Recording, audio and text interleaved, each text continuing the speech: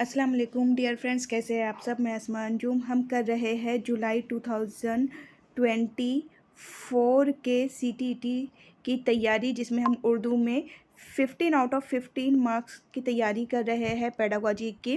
हम total paper solve करेंगे 50 papers लेंगे हम पहले, और एक एक हर रोज़ 15 क्वेश्चन देखेंगे। पेपर फर्स्ट और पेपर सेकंड दोनों ही के लिए है ये, क्योंकि मैं लैंग्वेज 1 लैंग्वेज 2 वहाँ से करा रही हूँ। पेपर फर्स्ट पेपर सेकंड के भी दोनों ही पेपर्स ले रही हूँ। फर्स्ट क्वेश्चन है, उस्ताद चौथी जमात के तलबा को किसी मौजू पे आज़ादाना तौर पर लिखने की हौसला अफजाई कर सकता है अगर मौजू मुतालिक हो। तो देखिए, कभी भी बच्चे को अगर मौजू देना है तो उनकी पर्सनल लाइफ यानी कि ज़ाती ज़िंदगी का ही देना चाहिए, क्योंकि वो एक्सपीरियंस लेकर स्कूल में आते हैं वो सारी चीज़ों का। तो समाजी मसाइल से नहीं, कौमी सालमियत नहीं, ज़ाती ज़िंदगी से बिल्कुल राइट होगा, माहौलियाती मसाइल से नहीं। नेक्स्ट क्वेश्चन है, ज़बान की गैर रस्मी आमोजिश में कौन शामिल है। तो रस्मी आमोजिश होती है स्कूल में, इदारों में बाज़ाब्ता तौर पे, और गैर रस्मी यानी कि फ़ितरी तौर पर जो होती है, और फ़ितरी तौर पर कहाँ होती है, घर में। ज़बान ऑप्शन देखेंगे, ज़बान की तजुर्बा गाह में नहीं, घर का माहौल राइट है, तरबियती मरकज़ में नहीं, स्कूल में नहीं, क्योंकि बाकी ये जो ऑप्शन है ना, ये सारे के सारे रस्मी हैं, और ऑप्शन नंबर सेकंड जो है वो गैर रस्मी है। तलबा से पढ़ी हुई कहानी को दोबारा बयान करने के लिए कहने से उस्ताद को क्या जांचने में मदद मिलती है। देखो, यहाँ पे है पढ़ना। पढ़ना यानी कि क्या, तफ़हीम। पढ़ने की तारीफ़ी क्या है कि छपी हुई चीज़ों को तफ़हीम के साथ समझ कर पढ़ना। तो यहाँ अगर देखिए, आपको ना हिंट मिल रही, यहाँ पे पढ़ना आ गया तो समझो तफ़हीम का ताल्लुक़ है।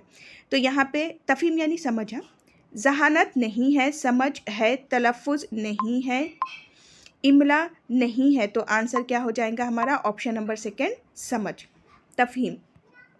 लिखने में वक्त या परेशानी को हम क्या कहते हैं, डिसग्राफिया कहते हैं। डिसलेक्सिया पढ़ने का डिसऑर्डर है, डिसग्राफिया लिखने का डिसऑर्डर है। तो ऑप्शन नंबर सेकंड राइट हो गया। पढ़ने का मतलब सिर्फ छपी हुई मतन की अदायगी नहीं, बल्कि ये अहम है कि अभी मैंने आपको बताई कि पढ़ने की तारीफ़ क्या होती है, समझकर पढ़ना, तफ़हीम के साथ पढ़ना। तो सिर्फ छपा हुआ पढ़ना नहीं है, बल्कि क्या है कि एक अच्छा मुकर्रर हो, नहीं, मतन के माने समझे, बिल्कुल सही, कि मायने समझते हुए पढ़ना। नए अल्फाज और जुमलों की साख्त की आमोजिश, बिल्कुल भी नहीं है। नए अल्फाज की अदायगी में हायल परेशानियों पर काबू नहीं। क्या है आंसर, कि पढ़ने का मतलब क्या होता है, तफ़हीम के साथ पढ़ना, समझकर पढ़ना, मायने को समझते हुए पढ़ना। इस बात की सिफारिश की गई है कि इब्तदाई दर्जात में बच्चों की तालीम मादरी ज़बान में होनी चाहिए। क्यों? क्योंकि अगर मादरी ज़बान में होती है तो बच्चे बहुत आसानी से चीज़ों को समझते हैं, और फिर बोलना और लिखना उनके लिए आसान होता है। और ये क्या है, ये क्रिएटिविटी, प्रोडक्टिविटी की तरफ लेकर जाता है, तख्लीक़ियत की तरफ लेकर जाता है। इलाक़ाई ज़बान को फ़रोग़ देने के लिए नहीं, फ़ितरी माहौल बेदार करने के लिए नहीं। फ़ितरी माहौल तो वैसे ही बेदार हो जाएगा मादरी ज़बान से। बच्चे कोई ज़बान नहीं समझ सकते, बिल्कुल भी गलत, क्योंकि सेकंड लैंग्वेज बच्चे सीखते हैं ना, तो समझ सकते हैं। बच्चों में तख्लीक़ियत को फ़रोग़ देने के लिए, और तख्लीक़ियत कैसे फ़रोग़ होगी, बोलना और लिखना। ऑप्शन नंबर 4 राइट है। पहली जमात की ज़बान की निसाबी किताब नज़्मों और कहानियों से शुरू होती है, और उसके बाद हुरूफ़ तहजी आता है।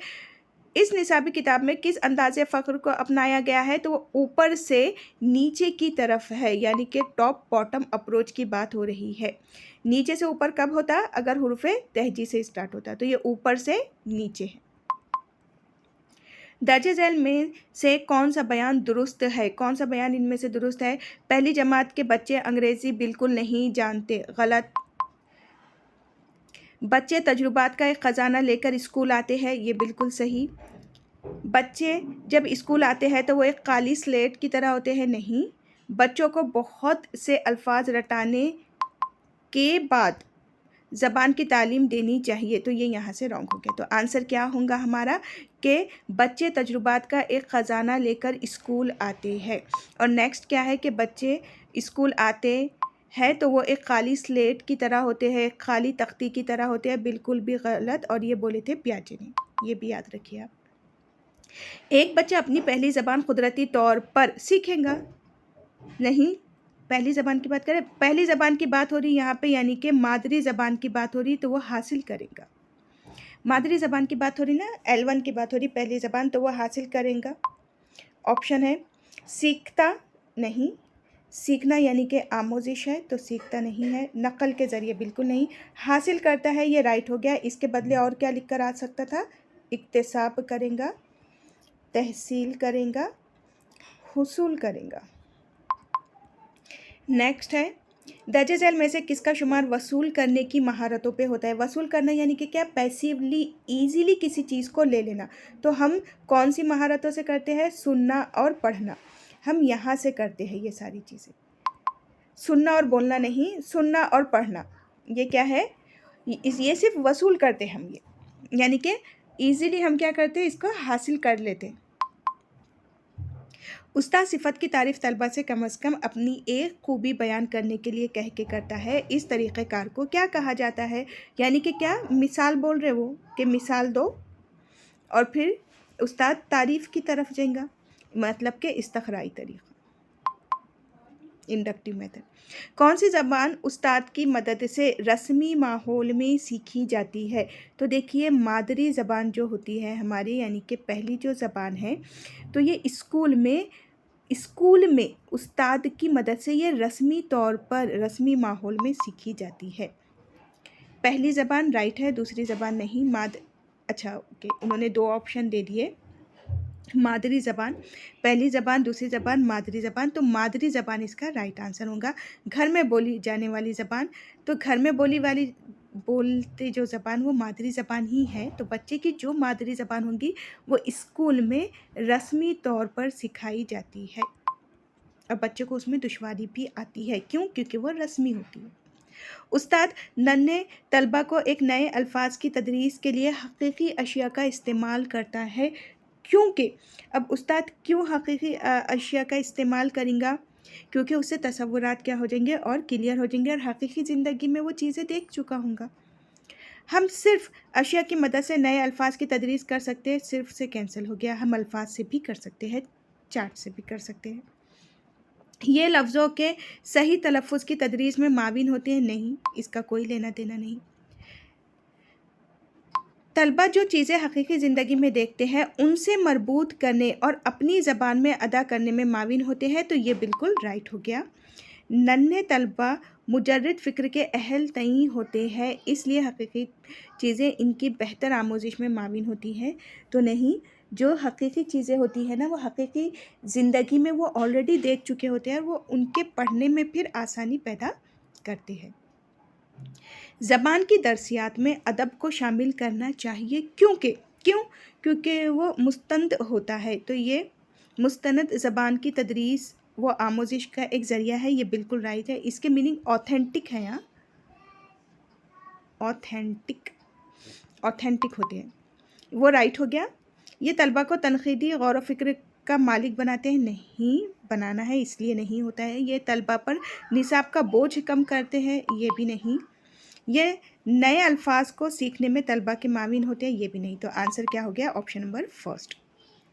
ज़बान के क्लासरूम में कहानी सुनाने की बड़ी अहमियत होती है, क्योंकि ना कहानी बच्चों को बहुत पसंद आती है, वो एक ही साथ एक इकाई के तौर पे हम एक साथ कराते हैं, तो इसलिए कहानी बहुत इम्पॉर्टेंट होती है। किस्से कहानी क्यों इम्पॉर्टेंट है, ऑप्शन देख लेते हैं। अखलाकियात की तालीम होती है, ये तो है, लेकिन ये आंसर नहीं है। तफरीह का दिलचस्प माखिज़ है, ये भी सही है, लेकिन ये आंसर नहीं है। उस्ताद को आराम का मौका, ये बिल्कुल गलत हो गया।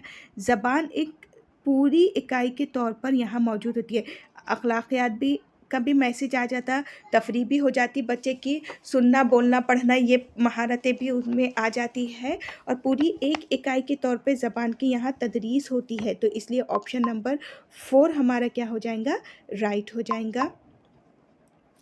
अभी हम तैयारी कर रहे हैं जुलाई 2024 CTET की, तो सीटेट की ऑनलाइन और ऑफलाइन बैचेस स्टार्ट हो जाएंगी असर इंस्टीट्यूट से 18 मार्च 2024 से। ऑफलाइन के लिए यहाँ पे एड्रेस दिया गया है और कॉन्टैक्ट नंबर दिया गया है व्हाट्सएप ग्रुप में ऐड होने के लिए। पेड बैच रहेंगी ये, डेली लाइव लेक्चर रहेंगे, अगर आप लाइव अटेंड नहीं कर सकते तो रिकॉर्डेड लेक्चर अवेलेबल हो जाते हैं। ऑल सब्जेक्ट के नोट्स, टेस्ट सीरीज़ रहेंगी, मेंबरशिप मिलेंगी और जो सब्जेक्ट आपके कवर होंगे वो पेपर फर्स्ट के CDP, maths, EVS, Urdu, Hindi और इंग्लिश लैंग्वेज रहेंगी, प्लस पेपर सेकेंड के भी ऑल सब्जेक्ट यहाँ पर लिए जाएंगे। 18 मार्च से होंगी ये। अप्रैल से ईद के बाद हम लाइव भी यूट्यूब पर आएंगे और वीडियो को आप ज़्यादा से ज़्यादा शेयर कीजिए अपने फ्रेंड्स के साथ, क्योंकि जो डीएड और बीएड फर्स्ट और सेकेंड ईयर के स्टूडेंट हैं जो अपीयर है वो भी एग्ज़ाम दे सकते हैं, उनका भी सर्टिफिकेट वैलिड है लाइफ टाइम के लिए। वीडियो को शेयर कीजिए ज़्यादा से ज़्यादा। तो 50 पेपर्स हम सॉल्व करेंगे और आपको क्लास में पूरा टोटल इनका एक्सप्लेनेशन भी मिल जाएगा जो 18 मार्च से स्टार्ट होंगी। अल्लाह हाफिज़।